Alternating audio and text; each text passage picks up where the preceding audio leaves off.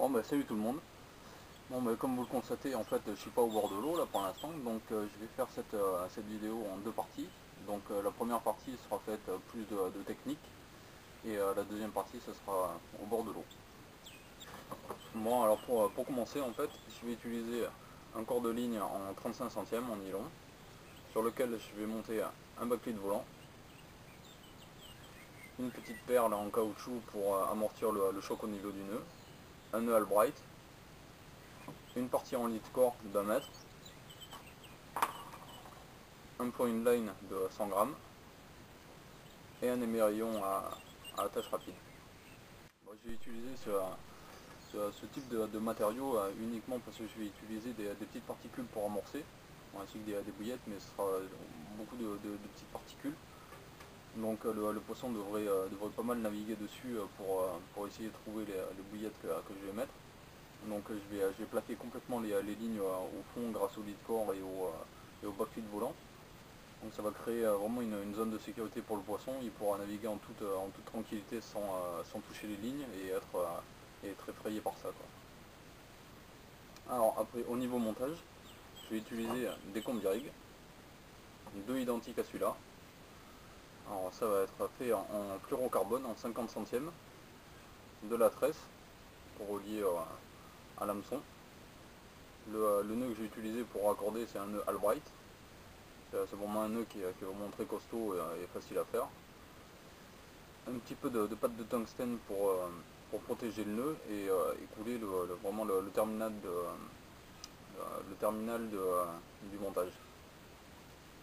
Alors, j'aurai deux montages qui seront pareils, donc un hameçon taille 4, œillet rentrant et pointe rentrante. J'ai rajouté une petite gaine thermo, histoire que ça accentue l'effet de rotation de l'hameçon. Sur la hampe de l'hameçon, j'ai mis une petite gaine thermo pour plaquer le cheveu sur la hampe de l'hameçon pour que ce soit vraiment bien aligné. Un petit œillet et un élastique. Comme ça je peux vraiment écher absolument tout ce que je veux comme appât, que ce soit graine, bouillette, double bouillette, flottante, peu importe, tout est bon. Ensuite, en bout du fluorocarbone, j'ai mis un tout petit anneau ovale pour le relier à l'émerillon rapide. Et enfin, une petite tétine pour cacher le tout. Pour finir pour les montages, le dernier, ce sera la même chose, un combi-rig aussi, sauf que je vais changer juste l'hameçon. Je vais mettre un hameçon taille 4 en longue hampe, avec un œillet légèrement courbé vers l'intérieur et pointe droite. Ça sera éché avec des bouillettes flottantes. Alors voilà ce que ça donne une fois monté sur le plomb. C'est un montage quand même relativement discret et très polyvalent. J'utilise dans 100% des cas quasiment, disons 90% des cas, j'utilise ce montage là. Donc on voit bien déjà rien qu'avec le fluorocarbone, c'est bien rigide. Donc en plus avec la tétine qui est en bout, ça crée vraiment un alignement vraiment parfait, quoi. C'est un niveau emmêlement, j'en ai vraiment jamais eu avec ce montage là. Alors ensuite au niveau appât, je vais utiliser des pellets en 4 mm, boostés à l'huile de sardine et au broyat de sardine, histoire que ça diffuse vraiment énormément. Alors je vais faire une zone qui est à peu près grande d'une trentaine de mètres carrés, que je vais arroser avec un bait rocket classique. Et ensuite au niveau de cette zone, je vais en créer une autre qui va être faite avec des bouillettes au Scopex, une quinzaine de mètres carrés où je vais placer mes trois montages. Alors il y a deux cannes qui vont être montées en montage équilibré, donc la moitié en Scopex et la moitié en pop-up fluo en Monster Crab. Et l'autre montage avec la longue hampe, je vais sûrement mettre soit une bouillette à l'épice, ou soit une bouillette à l'ananas, ou soit peut-être même les deux, ou soit deux de chaque, on verra bien. Et pour finir le montage, comme d'habitude, une petite chaussette soluble de différents pellets. Bon, pour en arriver à cette stratégie, en fait j'ai sondé les fonds avec un marqueur sondeur comme ceci. Dans le commerce et tout, c'est vraiment super pratique. C'est assez important de savoir la topographie du fond pour savoir là où c'est qu'on va mettre les montages, les appâts et quel type de montage on va pouvoir utiliser. Donc pour ce faire, le marqueur sondeur et en corps de ligne un corps de ligne en tresse. Comme ça au moins ça représente vraiment les moindres sensations du marqueur. On l'a dans la canne, quoi. C'est vraiment très précis une fois qu'on a pris l'habitude en fait. Avec une canne à carpe de 3 livres, ça suffit amplement. On peut propulser le montage vraiment suffisamment loin pour connaître la zone là où c'est qu'on veut pêcher, quoi. Je vous laisse regarder la suite en image de ce que ça a donné au niveau du sondage. Alors voilà le plan d'eau vu par satellite. Il se compose en deux zones. La première à droite, et c'est la zone de baignade. Et celle de gauche, celle de la pêche. Bien qu'on peut pêcher la zone de baignade, je le ferai pas pour une question de tranquillité, quoi. Donc focalisons-nous sur la zone de pêche. Sur cette vue, on peut voir plusieurs couleurs. C'est le résultat du sondage. Les traits violets représentent une profondeur entre la berge et 1m60 à 1m80 de fond. Les verts de 1m80 à 2m, 2m30 de fond. Les oranges de 2m30 à 3m, 3m20. Et enfin les bleus qui vont de 3m20 à 4m, 4m20. Le fond est en pente douce et le fond est relativement propre. Plus ou moins sablo-limoneux et un peu plus vaseux au plus profond. Ensuite, sur cette vue, on peut voir les endroits où il y a des nénuphars. À peu près, c'est grosso modo, quoi. Et enfin, le résultat de tout sondage repérage, on va pouvoir choisir le poste. C'est l'endroit qui est indiqué par la flèche. Ma zone de pêche, où je poserai mes montages, sera dans l'hexagone, dans une profondeur de 3m20. Mais pourquoi ici et pas ailleurs, dirons-nous? Pour plusieurs raisons en fait. Comme on peut le voir, il y a une zone plus sombre qui ressemble à un couloir. C'est en fait le lit d'un petit ruisseau. Et en sondant, on sent bien le lit qui d'ailleurs est beaucoup plus propre que le reste du plan d'eau. Ensuite, en laissant quelques instants le plomb au fond de l'eau, la température est plus fraîche. Donc il y a sûrement une veine d'eau qui va d'un apporter de la fraîcheur, de deux apporter de l'oxygène, et de trois véhiculer les effluves de mes appâts. C'est surtout ça en fait qui m'intéresse. Et enfin la tranquillité, parce que étant donné que le plan d'eau fait 1,2 km de circonférence, il faut que je fasse à peu près 600 à 700 mètres pour aller sur le poste. Donc il n'y aura pas trop grand monde, je pense.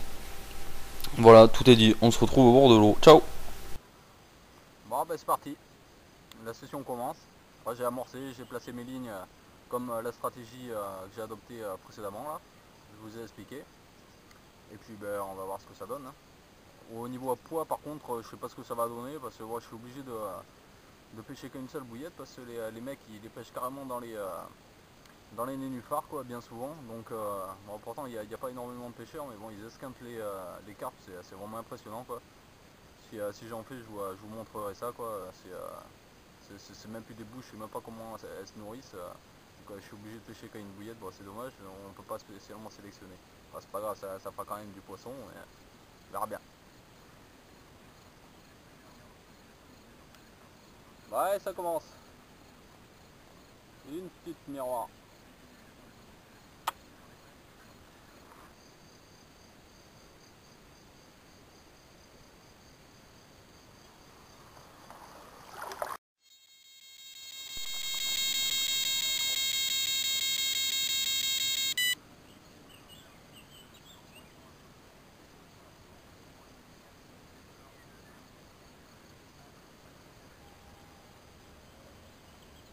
Bon ben apparemment le poisson a l'air de bien réagir à l'amorçage. À une petite commune de 4 kg.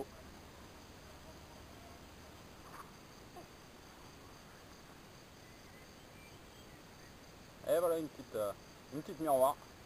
Bien combative celle-là aussi. Elle va retourner à l'eau comme les autres.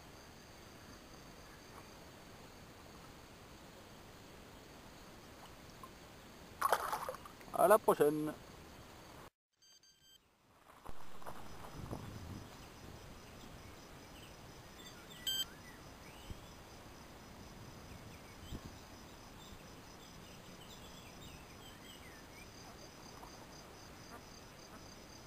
Ouais, voilà, une belle commune qui a succombé au piège.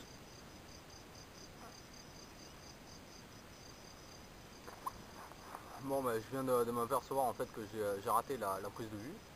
Parce que j'ai oublié d'enlever le zoom. Enfin bon, tant pis, ce sera meilleur pour la prochaine. Sinon, elle faisait 8,4 kg.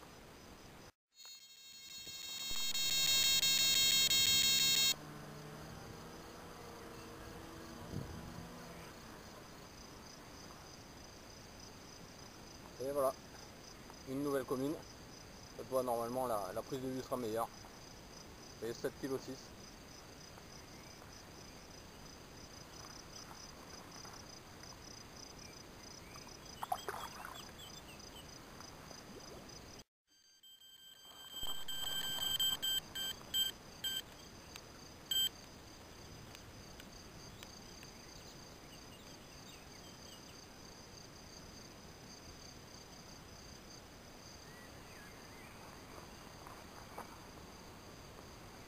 Ah bah cette fois c'est une jolie petite torpille aussi.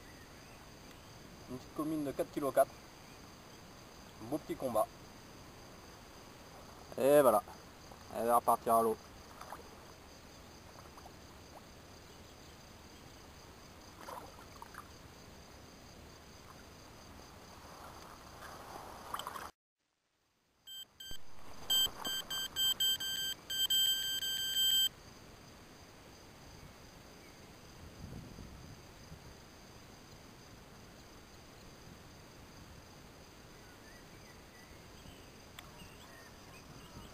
Une autre petite boule, 4 kg presque.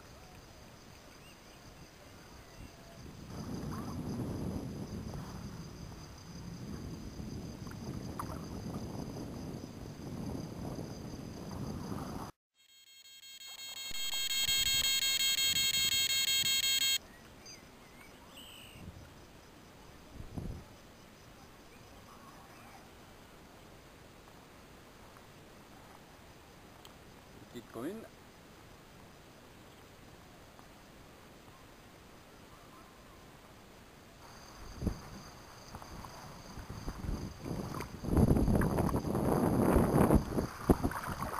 Bon bah après une décroche, une belle touche au retour là, mais bon un beau poisson à la clé, ça fait plaisir quand même.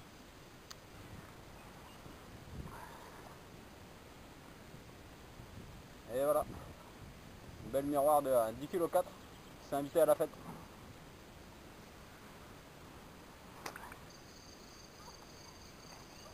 Hop là, encore un petit pince, bien joli.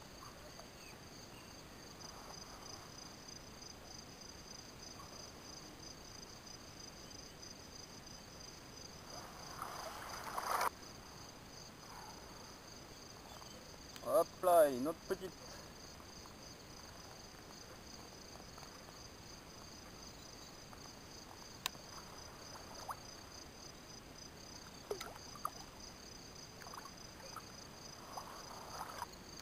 Bon bah étant donné que déjà là que j'ai fait quelques poissons là, je vais mettre en bonhomme de neige là, en 20 mm en dense et 16 mm en flottante. Donc on verra bien. Ça se trouve peut-être que ça peut sélectionner. Bon, j'espère que les grosses saisons n'ont pas trop les bouches explosées quoi. Et on verra bien quoi. Bon bah ça arrête pas quoi.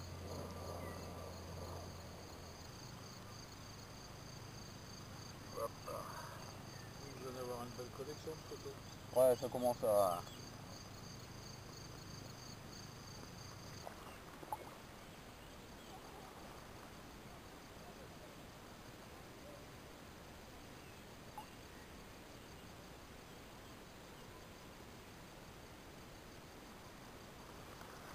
Bon ben voilà, la journée se termine. Malgré un ou deux petits soucis techniques, moi j'espère que cette vidéo vous aura plu. Et puis ben, on se donne rendez-vous la prochaine fois. Ciao!